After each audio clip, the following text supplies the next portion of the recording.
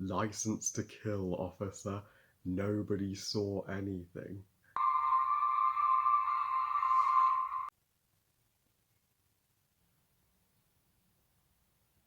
License to Kill is the fifth and final a Bond movie to be directed by John Glenn, and is the second and final movie in the Timothy Dalton Bond duology, and the 16th installment of the James Bond franchise overall.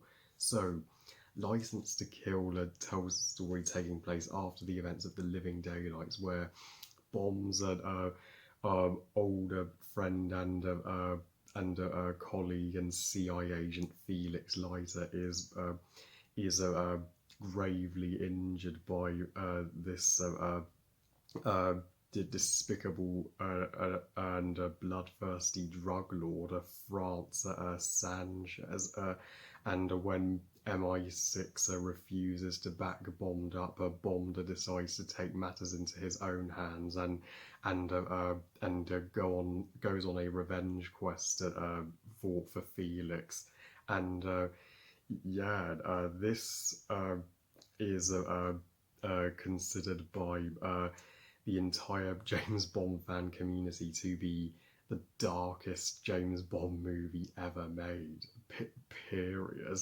If this being the one and only James Bond movie to receive a 15 rating in the UK and a PG-13 rating, the first to receive a PG-13 rating in the US, isn't evidence enough for you that the fans think that, I don't know what is.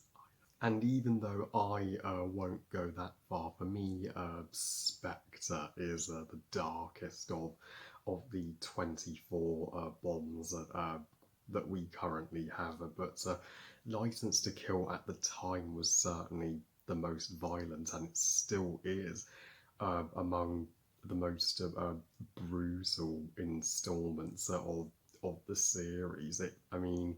The Living Daylights looks like all the dark stuff in that movie looks like mere child's play in comparison to the extreme lengths that License to Kill goes to just shock you with all its blood and gore. I like it more than the Living Daylights unpopular opinion. I can see why most would side with the Living Daylights, as it is an easier movie to watch in comparison to License to Kill. But for me, License to Kill is the more ambitious film of the two, and it's well earns the James Bond license to film, despite not being without its flaws. And this was a explosive wrap up to the Dalton duology. Ian Fleming, of all, if he got to see his work on film, I think the Dalton movies would be the ones that he's most proud of, even though Timothy Dalton is not the most talked about or well-known James Bond by any means. In fact, he's one of the least well-known, and yet he's the most hardcore. And in his second and final outing as 007, he wowed me even more than he did in The Living Daylights, and he has never been closer to the ruthless assassin, take no nonsense kind of guy that Ian Fleming wrote the character of Bond to be, and this is a revenge story that's done infinitely better than all the other Bond revenge stories. And all the other Bond revenge stories, Bond, wants to avenge, a loved one, or a Bond girl who he's lost. But this time, it's the purpose of his revenge quest here is to avenge the people that went after his friend Felix Leiter.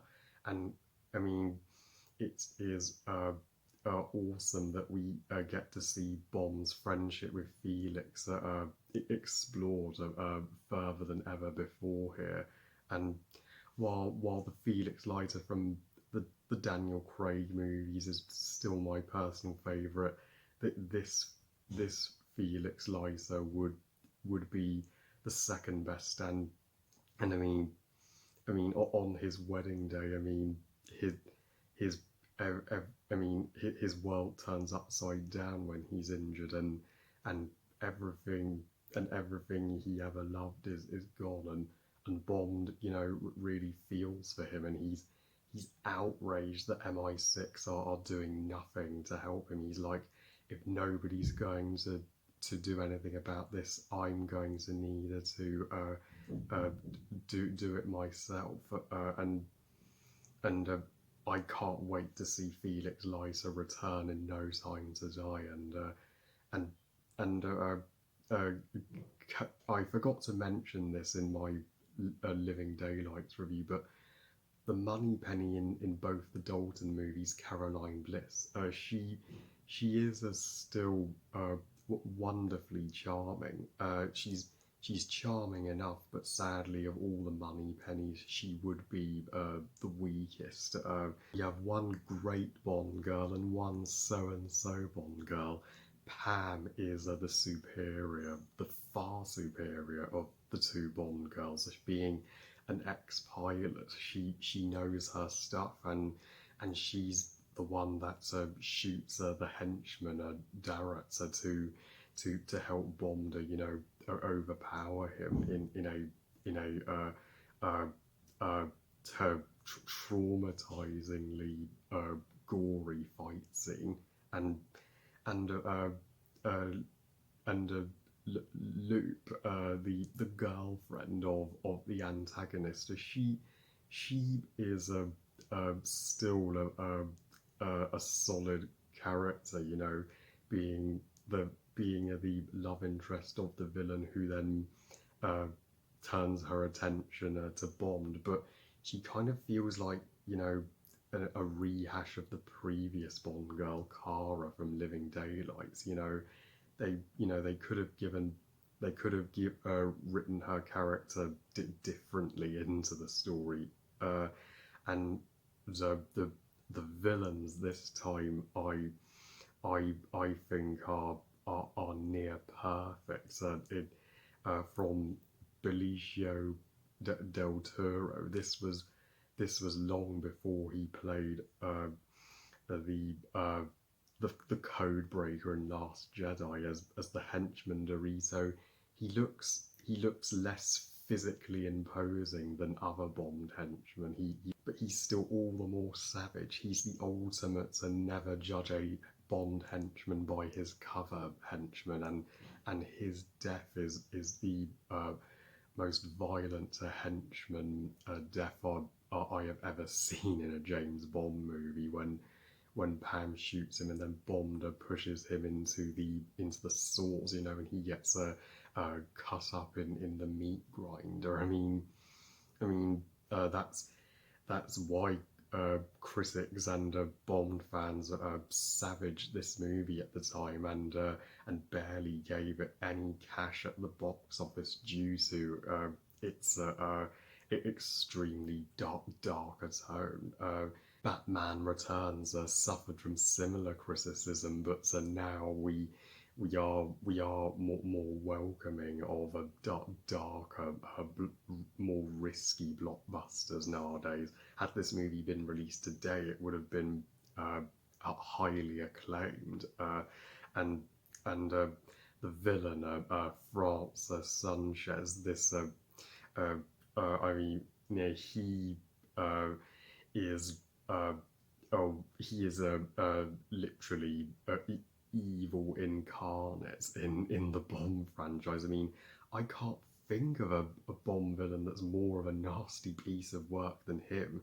I mean, he doesn't take kindly to his henchmen failing him. If if you do fail to obey him, then he locks you in a torture chamber and has your head crushed. Like he puts you in his own mini room 101, and his death is also the most graphic Bond Bazzy death of them all. When Bond sets him on fire. I mean, so he's literally burns alive, and no other Bond movie dared to give a villain such a death scene like that. And the truck explosion at the time was the largest explosion ever recorded for a Bond movie. I mean, until Spectre dethroned it with its explosion, but we'll get to that in the Spectre review. But yeah, this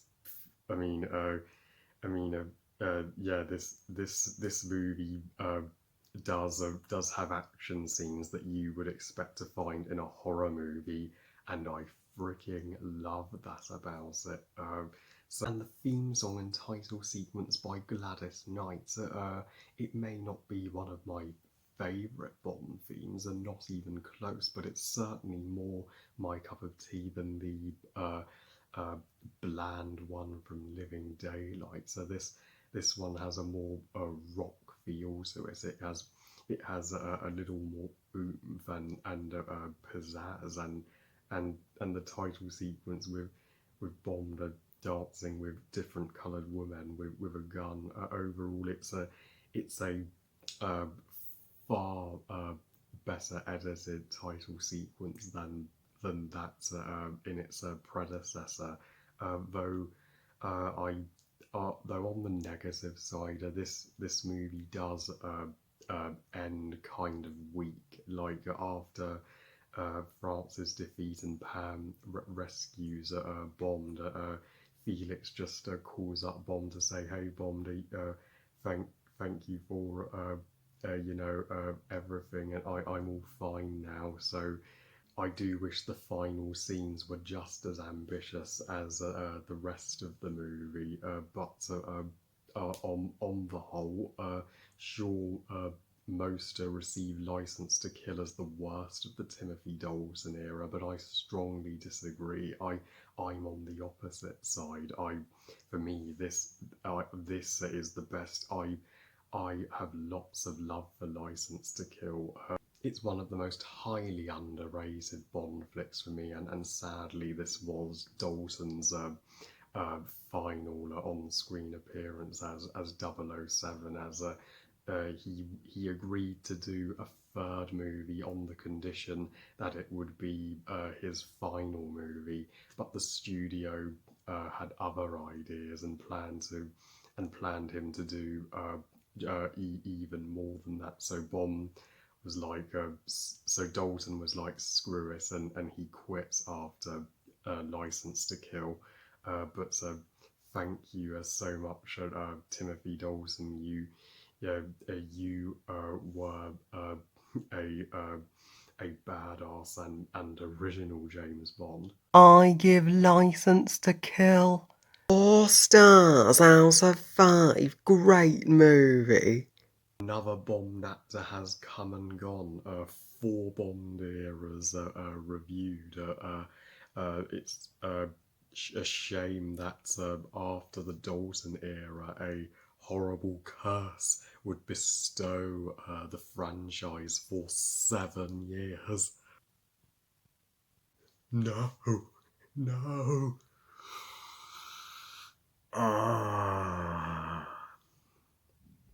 It's going to be torture at its worst, sitting through the Brosnan era again. Do I have to? Well, I love you guys. Thank you for watching. I hope you guys enjoyed this review. And what are your thoughts on License to Kill? Please comment and let me know. Please like the video and subscribe. Please follow me on Twitter and on Instagram. And I'll see you next time. And remember, movies are us. Bye, guys.